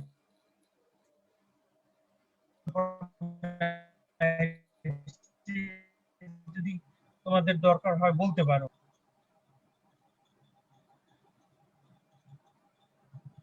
কল্পনা, আমার তো আপনার থেকে আর নাই বলার মতো, আমি মোটামুটি শেষ করে আনছি। স্যার আমার একটা কোশ্চেন ছিল যে বিটা ব্লকারও তো ইউজ করা হয়, ডিগক্সিন আর বিটা ব্লকার কি একসাথে ইউজ করা হয় নাকি এটা দুইটার ইউজটা যদি একটু ক্লিয়ার করতেন। ডিগক্সিনেরটা আপনি ক্লিয়ার করছেন, বিটা ব্লকারেরটা একটু কনফিউশন বিটা ছিল। ব্লকার ফার্স্ট লাইন ড্রাগ, মানে beta blocker first line drug বলতে হলে বিটা ব্লকার দিলে ডেফিনেটলি হার্ট ফেলিওরের রোগীর লাভ হবে। একুট হার্ট ফেলিওরের রোগীর লাভ হবে হলো রেট কন্ট্রোলের জন্য, আর ক্রনিক ফেলিওরের রোগীর লাভ হবে হলো তার মর্টালিটি প্রিভেনশনের জন্য। 25% মর্টালিটি রিডাকশন আছে মানে সিরিজ ট্রায়ালে, যে এইটা মানে এসি ইনহিবিটরের সাথে কম্পারেবল। এটা ফার্স্ট লাইন ড্রাগ, ডিগক্সিনের সাথে না। ডিগক্সিন অনেক পরে দিবা, শুধুমাত্র ডিগক্সিন প্রিভেন্ট করতে পারে হসপিটালাইজেশন, কিন্তু বিটা ব্লকার প্রিভেন্ট করতে পারে মর্টালিটি এন্ড মরবিডিটি। আমি দেখো কিসের সময় বলছিলাম, আমার ক্রনিক হার্ট ফেলিয়ারের ট্রিটমেন্টের ম্যানেজমেন্টের উদ্দেশ্য তিনটা। আমি মর্টালিটি এন্ড মরবিডিটি প্রিভেন্ট করব, কারণ হইতেছে হার্ট ফেলিওরের যে মর্টালিটি, তোমাকে যদি বলি তুমি অবাক হয়ে যাবে। হার্ট ফেলিওরের মর্টালিটি, হার্ট ফেলিওর একটা পেশেন্ট হাসপাতালে ভর্তি হওয়ার মানে 7 দিন থেকে 10 দিনের মধ্যে 5% রোগী মারা যাবে। মানে 100টা ভর্তি হলে মানে 95টা ফেরত যাবে, 5টা মারা যাবে। এই পেশেন্ট 1 মাসের মধ্যে 10টা মারা যাবে, 1 বছরের মধ্যে 20% রোগী মারা যাবে হার্ট ফেলিওরের রোগী। এবং তুমি যদি 5 বছর ধরো তাহলে 50% মারা যাবে। এবং এই যে 50%, এমনকি ব্রেস্ট ক্যান্সারের রোগীও 50% মারা যায় না 5 বছরের মধ্যে। তো যে কোনো ক্যান্সারের চেয়েও কিন্তু খারাপ জিনিস হার্ট ফেলিওর। একবার যদি কারো হার্ট ফেলিওর ডায়াগনোসিস হয়, 5 বছর পরে তার দেখবা 50% আছে, 50% নাই। এইটার জন্য হলো যে সমস্ত ড্রাগ মর্টালিটি এবং মরবিডিটি প্রিভেন্ট করতেছে তাদের কিন্তু অনেক আগে, অনেক উপরে। এইটা মর্টালিটি এবং মরবিডিটি প্রিভেন্ট করতে পারতেছে বিটা ব্লকার, এসি ইনহিবিটর। এই জন্য বিটা ব্লকারের রোল অনেক আগে, এবং বিটা ব্লকার খুব লো ডোজে দিয়ে শুরু করে টাইট্রেটেড করে আপ ডোজ করতে হয়। আমি বুঝাইতে পারছি কিনা? জি তুমি স্যার। সবকিছু ফেল করার পরে একদম লাস্ট ইভেনে, এমনকি তুমি কার্ডিয়াক ট্রান্সপ্লান্টেশনের আগে তুমি রোগীকে কিছু আর দেওয়ার নাই, তুমি তখন ডিগক্সিন দিতে পারো। জি স্যার। স্যার ট্রান্সপ্লান্টেশনটা কি ওরকম अवेलेबल বা হয় বাংলাদেশে? না, বাংলাদেশে তো ট্রান্সপ্লান্টেশন অ্যাভেলেবলই না। বের কান্ট্রিতে অ্যাভেলেবল, অনেকেই হার্ট ফেলিওরের জন্য পারছি। এটা হলো রিফ্র্যাক্টরি হার্ট ফেলিওরের পেশেন্ট ওয়েট করতে থাকে, যাদের জন্য মানে ডোনার মিলে মানে তারা পায়, যাদের ডোনার মিলে না তারা পায় না। জি স্যার। ধন্যবাদ স্যার, অনেক সুন্দর এক্সপ্লেইন করলেন, অনেক কিছুই নতুন শেখা হলো, ক্লিয়ার হলো অনেক কনসেপশন আবার নতুন করে। আপনাকে অসংখ্য ধন্যবাদ এত সুন্দর করে এক্সপ্লেইন করার জন্য, আপনার ব্যস্ততার টাইমের থেকে আমাদেরকে সময় দেওয়ার জন্য। তাহলে আমরা আজকের জন্য স্যার বিদায় নিচ্ছি। আবার এরকম নেক্সট সোমবারে অবশ্যই স্যারের সাথে আমরা আরো নতুন আরেকটি টপিক নিয়ে চলে আসবো। সবাইকে তাহলে শুভরাত্রি, আসসালামু আলাইকুম স্যার। ওয়ালাইকুম আসসালাম। এক্সিস মেডিকেলকে অনেক ধন্যবাদ যে হার্ট ফেলিয়ারের মতো একটা মানে যে টপিককে আসলে সামনে নিয়ে আসছে। আসলে এই টপিকগুলো সামনে রেখে যদি যে সমস্ত প্রশ্নগুলো এবং যে সমস্ত জায়গায় আমরা আসলে এক্সামিনেশনে আমরা জানতে চাই এবং আমরা ভুল করি, এই দুইটা জায়গায় যদি আমরা মানে ক্লিয়ার হতে পারি, তাহলে এটা এটা আজকে আমার যে কনভারসেশন, আমার মনে হয় এটা রেকর্ডেড কনভারসেশন। এটা দেখেও তোমরা পরবর্তীতে যদিও মানে কনসেন্ট্রেট নাও করতে পারো, পরবর্তীতে এটা কনসেন্ট্রেট করতে পারো। অথবা যে কোনো জিনিস থাকলে ওখানে যদি মেসেজ অপশন থাকে, আমাকে মেসেজ অপশনে যদি নক করো, তাহলে আমি বাকি যদি যে কোনো কনফিউশন যেগুলো থাকে এগুলো আমি দূর করার জন্য চেষ্টা করব। অ্যাক্সিস মেডিকেলকে আবার ধন্যবাদ যে আমাকে এই হার্ট ফেলিওরের মতো একটা মানে কঠিন এবং জটিল জিনিসকে তাদের কাছে আবার দ্বিতীয়বার প্রেজেন্ট করার জন্য। সুযোগ দেওয়ার জন্য। ধন্যবাদ কল্পনা। এবং একই সাথে মানে এক্সিস মেডিকেলের সকল কর্মকর্তাদের এবং সমস্ত শিক্ষক ছাত্র ছাত্রী ভাই বোনদেরকে শুভেচ্ছা জানাচ্ছি। আল্লাহ হাফেজ। আসসালামু আলাইকুম।